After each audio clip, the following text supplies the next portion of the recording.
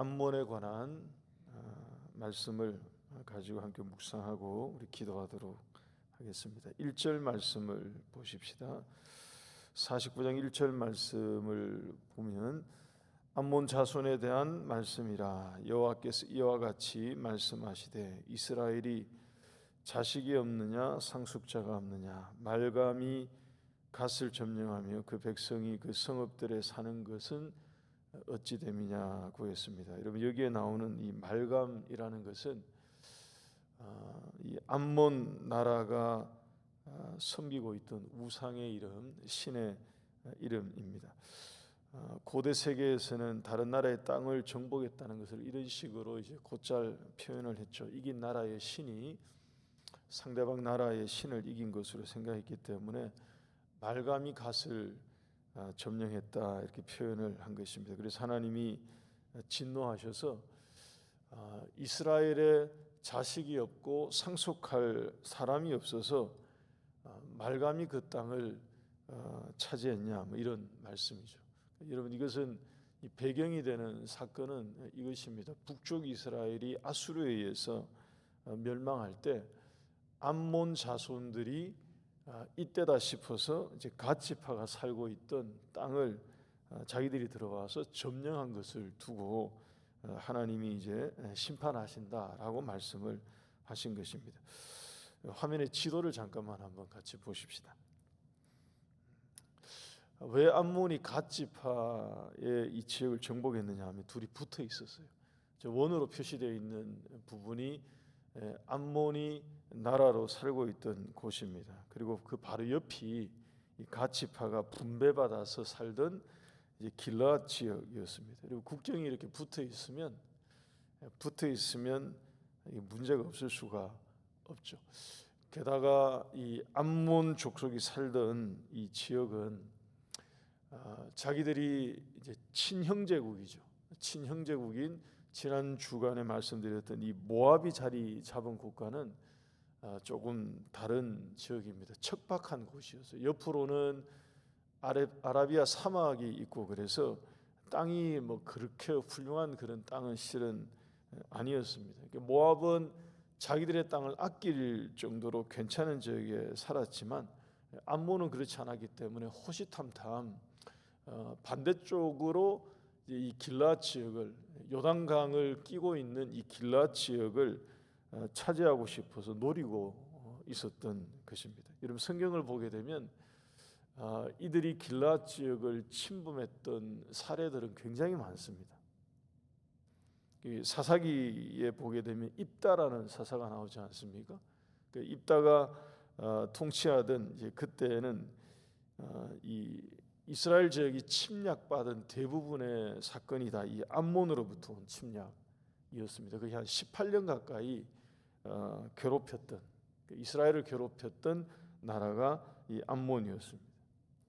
사무엘상을 보게 되면 사울이 왕이 될 무렵에 나하스라는 암몬 사람이 올라와서 길르앗 야베스를 침략하겠다고 올라왔을 때 사울이 발끈해 가지고 크게 분노해 가지고 사람들을 일으켜서 이 암몬을 무찔렀던 적이 있습니다. 근데 그때 암몬 사람 나하스가 올라와서 뭐라고 얘기를 했느냐 하면, 내가 이 땅을 차지하겠다라고 이렇게 올라오니까 길르앗 땅에 있던 야베스 사람들이 두려움에 언약을 맺자고 얘기했습니다. 우리가 화친을 맺으면 우리가 섬기겠습니다.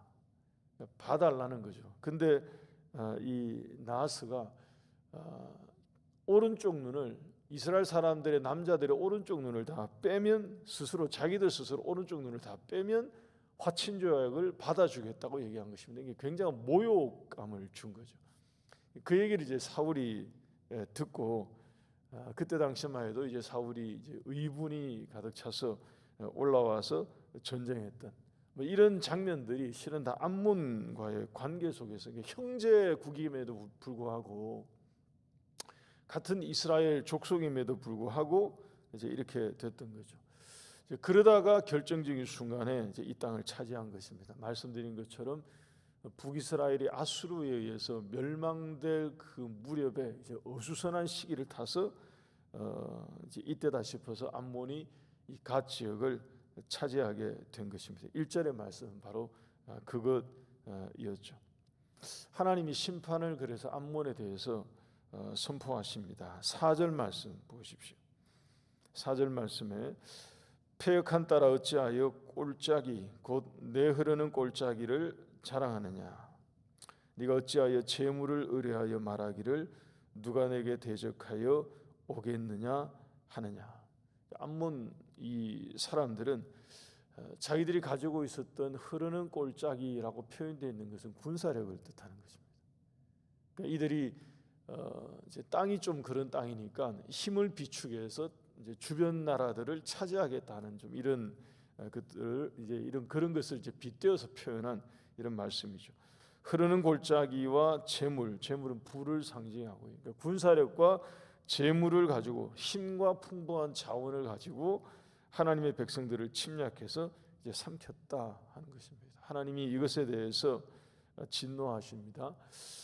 야곱에게 하신 하나님의 말씀은 계속 유효하죠. 그러니까 이스라엘에게 하나님이 주신 말씀은 계속 효력이 있습니다. 지켜주시겠다는 물 가운데 지날 때에 또 불 가운데 지날 때에 하나님께서 함께해 주시겠다 하는 약속 그대로 자기 백성을 잃어버리지 않고 잊어버리지 않고 징계는 하시지만 그러나 다시 살리시겠다 하시는 하나님의 약속이 그대로 있어서 암몬에 대해서 하나님이 자기 백성을 괴롭힌 암몬에 대해서 보응하신다 하는 심판의 말씀입니다.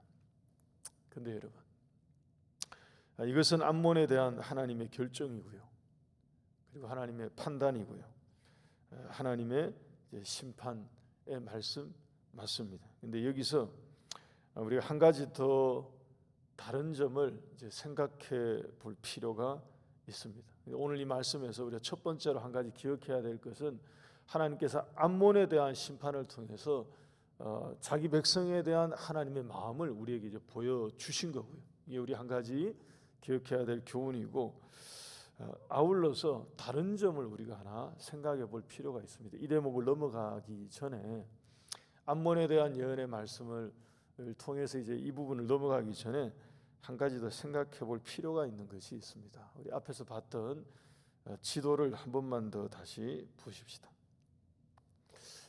여러분 잘 보일는지는 모르겠습니다만 이 암몬과 붙어 있는 옆에 있는 이 갓 지파가 차지하고 있던 이 땅 위쪽 아래쪽을 보게 되면 밑에는 르우벤 지파가 받은 땅입니다.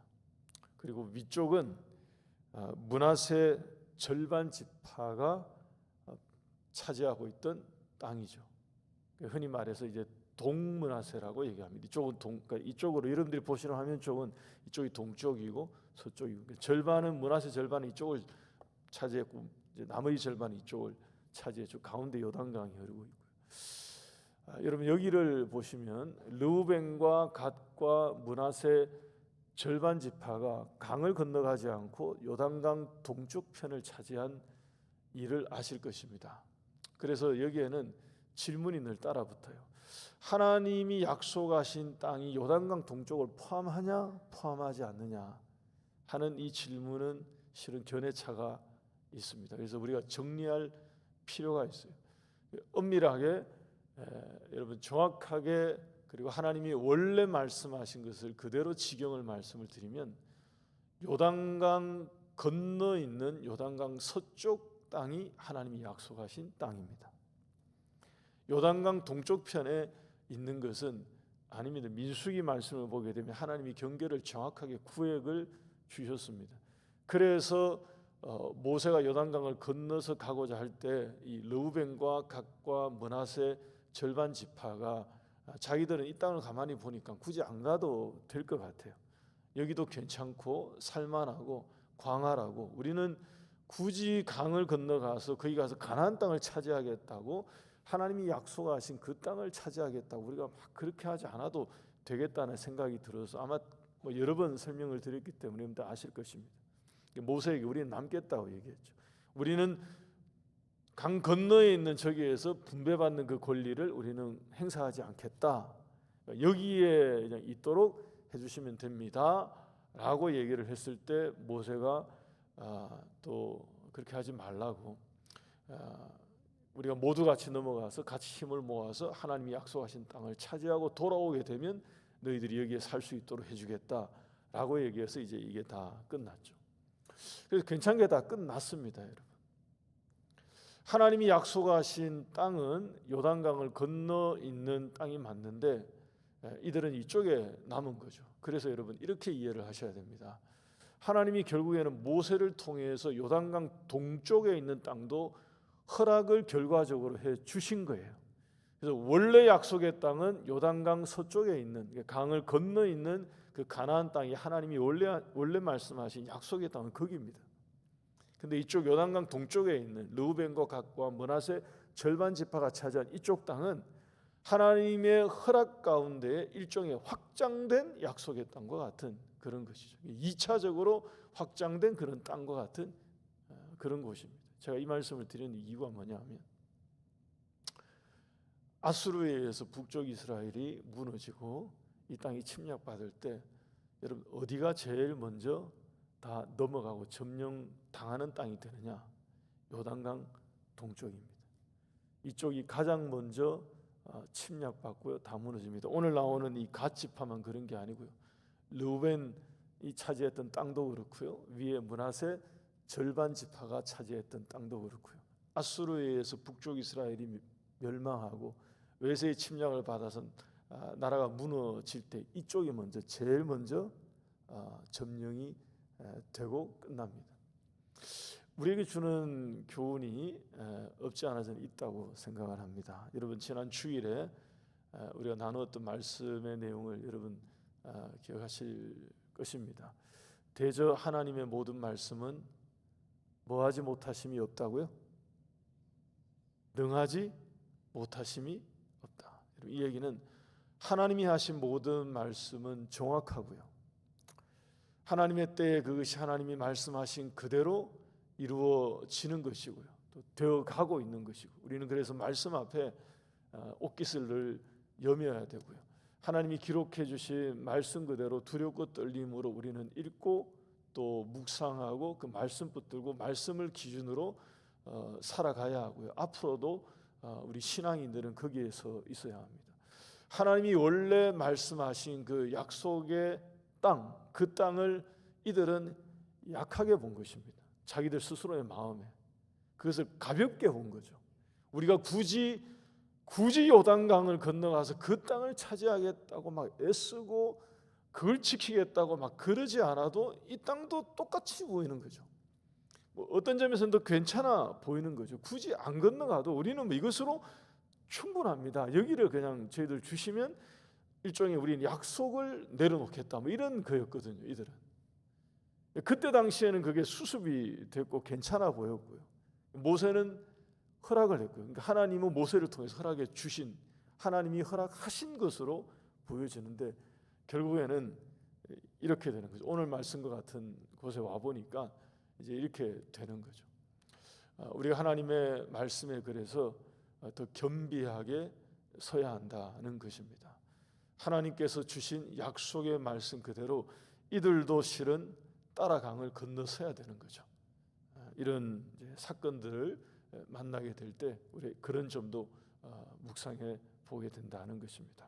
우리 오늘 이 말씀 기억하셔서 하나님이 약속하신 말씀 앞에 이 말씀 붙들고 오늘 하루도 우리가 겸비하게 살아가는 우리 모두가 될 수 있기를 바랍니다.